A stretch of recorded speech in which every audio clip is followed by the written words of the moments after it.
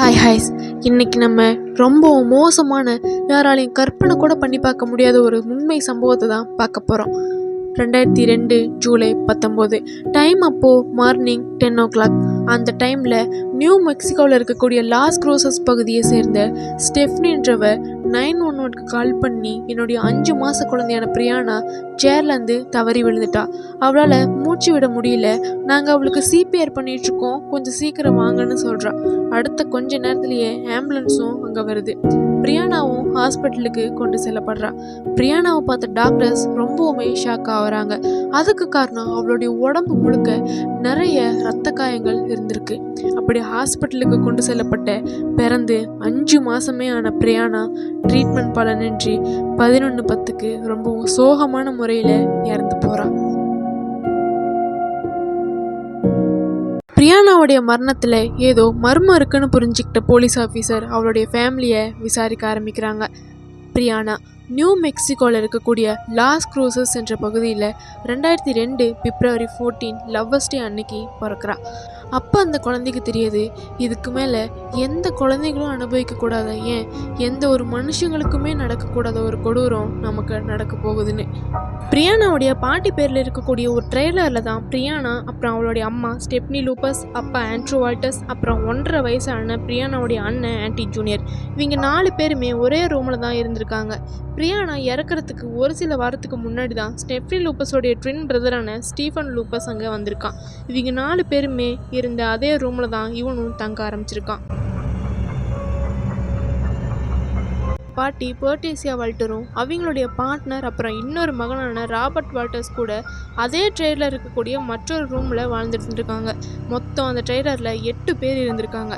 இப்போ police Stephanie லூபஸை விசாரிக்கிறப்போ அவள் என்ன கிளைம் பண்ணுறானா, ஜூலை 18, 2002, அதாவது பிரியானா இறக்கிறதுக்கு முந்தைய நாள் நைட்டு ஸ்டெஃப்னி லூபஸ் தூங்குறதுக்கு முன்னாடி 2 இல்லை 3 பேர் குடிச்சிருந்ததாகவும், அவள் தூங்குறப்போ டைம் கரெக்டாக 10 o'clock இருக்கும்னும், அப்போ வரைக்குமே பிரியானாவுடைய அப்பா ஆண்ட்ரூ வால்டர்ஸ், அப்புறம் ஆண்ட்ரூ வால்டருடைய பிரதரான ராபர்ட் வால்டர்ஸ், ஸ்டெஃப்னி லூபஸோடைய ட்வின் பிரதரான ஸ்டீஃபன் லூபஸ் முழிச்சுக்கிட்டு தான் இருந்திருக்காங்கன்னு சொல்லியிருக்கா.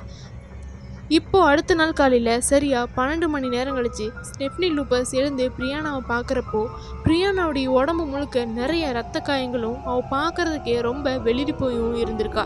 அது மட்டும் இல்லாமல் அவகிட்ட இருந்து எந்த ஒரு ரெஸ்பான்ஸுமே வராமல் இருந்திருக்கு. அதை கேட்ட போலீஸும் அவளுடைய உடம்புல அத்தனை காயங்கள் இருந்திருக்கு, அதுக்கு என்ன காரணம்னு கேட்குறப்போ அதுக்கு ஸ்டெஃப்னி லூபஸோ அவள் தூங்கிச்சுக்கிறப்போ அவளுடைய பெட்லேருந்து கீழே விழுந்துட்டான்னு சொல்லி ஸ்டெஃப்னி லூபஸ் சொல்லியிருக்கா.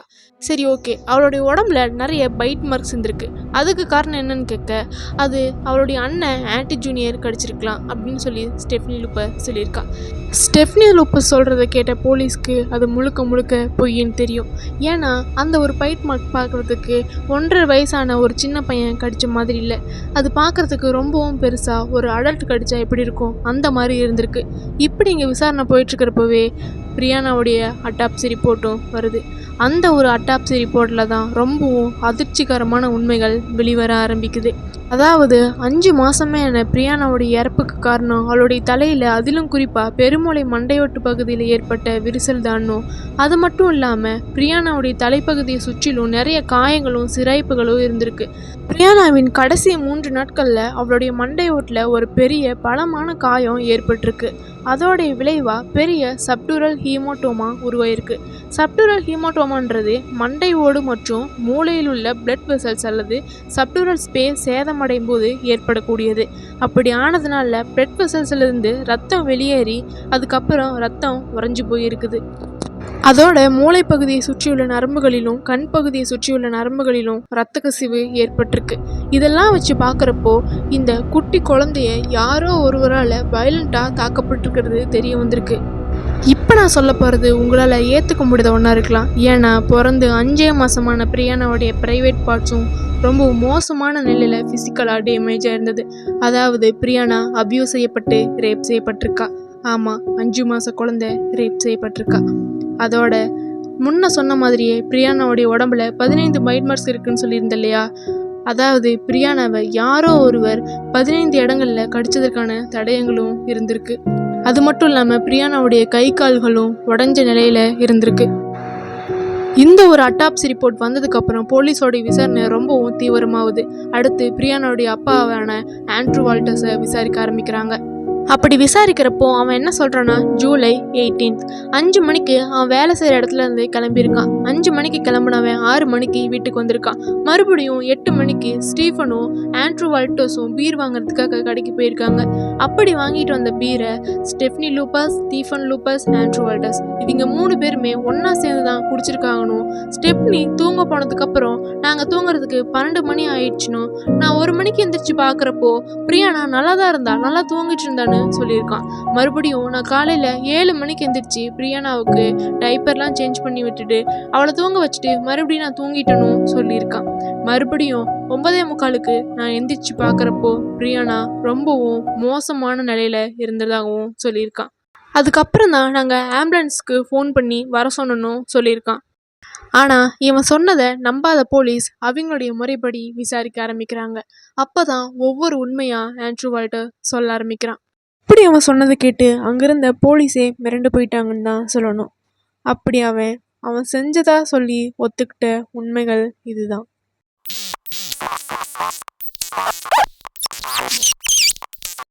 ஸ்டெஃப்னி லூபஸ் தூங்கினதுக்கு அப்புறம் பிரியானாவுடைய அப்பா ஆண்ட்ரூ வால்டர்ஸ் அப்புறம் பிரியானாவுடைய அங்கிள் ஸ்டீஃபன் லூபஸ் 2 பேருமே முழிச்சிக்கிட்டு தான் இருந்திருக்காங்க.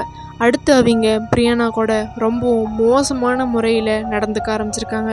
அதாவது நம்ம குழந்தைங்கள மேலே தூக்கி போட்டு பிடிப்போம் இல்லையா, அந்த மாதிரி பிரியானா கிட்ட பண்ண ஆரம்பிச்சிருக்காங்க. இவங்க அப்படி பண்ணது சாதாரணமாக கிடையாது. இவங்க ஒவ்வொரு டைம் பிரியானாவை தூக்கி போடுறப்போவும் பிரியானாவுடைய தலை சீலிங்கில் பட்டு கீழே வந்திருக்கு. அப்படி படுறப்போ ஒவ்வொரு டைம் பிரியானாவை அவங்க பிடிக்காமையே விட்டுருக்காங்க. பிரியானா சீலிங்கில் மோதி கீழே தரையில் விழுந்திருக்கா. இது ஒரு டைம் 2 டைம் நடக்கல, பல முறை இது நடந்திருக்கு. அப்படி ஒவ்வொரு டைமுமே பிரியானாவுடைய தலை பலமாக சீலிங்கில் மோதி அவ கீழே விழுந்திருக்கா.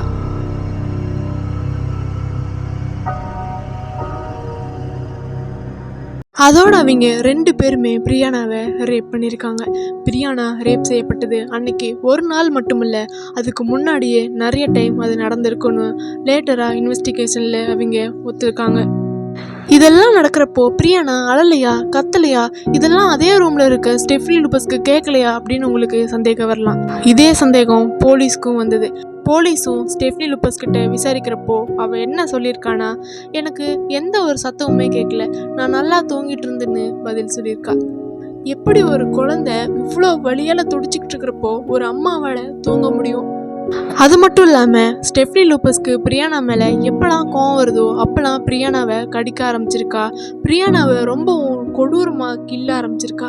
இப்படி பிரியானாவை தன்னுடைய சொந்த ஃபேமிலியை ரொம்பவும் கொடூரமாக நடத்த ஆரம்பிச்சிருக்கு. இதில் கொடுமை என்னன்னா, இப்படி பிரியானா தினந்தோறும் அபியூஸ் செய்யப்படுறது அந்த ஃபேமிலியிலே இருக்கக்கூடிய பாட்டி பெட்ரிசியா அப்புறம் ராபர்ட் வால்டர்ஸ் இவங்களுக்கும் தெரிஞ்சிருக்கு. இதெல்லாம் தெரிஞ்சுமே இவங்க போலீஸ்கிட்ட ரிப்போர்ட் பண்ணவும் இல்லை, இதை எதிர்த்து எந்த ஒரு கேள்வியும் கேட்கல. இப்படி பிரியானாவுக்கு நடந்த அபியூஸ் 1 நாள் 2 நாள் இல்லை, அவள் பிறந்ததுலேருந்தே இந்த அபியூஸ்லாம் நடந்திருக்கலான்னு சொல்லி இன்வெஸ்டிகேட்டர்ஸ்லாம் சொல்கிறாங்க. 2002 நடந்த இந்த ஒரு கொடூரத்துக்கு கடைசியாக 2003 தீர்ப்பளிக்கப்படுது.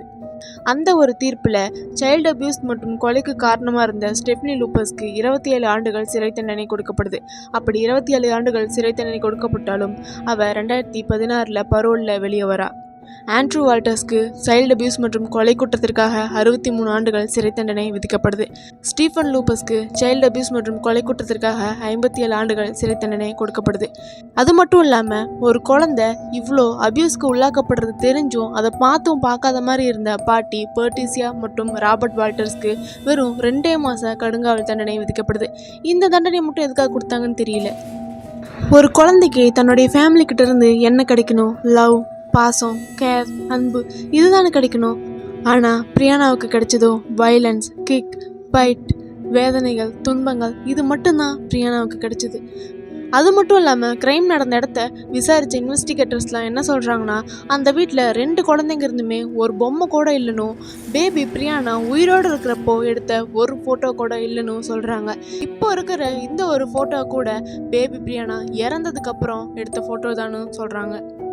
பிறந்து 5 மாதத்துலேயே வாழ்ந்து பல கஷ்டங்களை அனுபவித்து இறந்து போன பிரியானா இறந்ததுக்கு அப்புறம் கூட அவளுடைய ஆத்மாவை கூட அவளுடைய ஃபேமிலி நிம்மதியாக இருக்க விடலை. ஏன்னா பிரியானாவுடைய கதையை கட்ட பல லட்சக்கணக்கான பேர், பல்லாயிரக்கணக்கான மலர் வளையங்கள், பொம்மைகளை அவளுடைய கல்லறைக்கு கொண்டு வர ஆரம்பித்தாங்க. ஆனால் இதெல்லாம் பிடிக்காத அவளுடைய ஃபேமிலி அவளுடைய கல்லறையை யாருமே பார்க்க வரக்கூடாதுன்னு சொல்லி அவளுடைய கல்லறைக்கு கூண்டு போட்டு பூட்டி வச்சுட்டாங்க. இந்த மாதிரியான மான்ஸ்டர்கள்லாம் வாழ்ந்துட்டுருக்குற இந்த உலகத்தில் தான் நாம்ளும் வாழ்ந்துட்டுருக்கோன்னு சொல்கிறப்பவே எனக்கு ரொம்பவும் கேவலமாகவும் அசிங்கமாகவும் இருக்குது. அந்த குழந்தைக்கு நம்ம எந்த மாதிரியான கஷ்டங்களை அனுபவிக்கிறோன்னு கூட தெரிஞ்சிருக்காது. கஷ்டம்னா என்னன்னே தெரியாது அந்த ஒரு குழந்தை உலகத்தில் எந்த ஒரு மனுஷனுக்குமே வரக்கூடாத, பார்க்கக்கூடாத எல்லா கஷ்டத்தையும் பார்த்து இறந்து போயிட்டா. சரி, ஓகே, தன்னுடைய சொந்த குழந்தையை எதுக்காக ஸ்டெஃப்னி லூபஸும் ஆண்ட்ரூ வால்டர்ஸும் இப்படி பண்ணாங்கன்னு உங்களுக்கு எல்லாருக்குமே டவுட் இருக்கலாம்.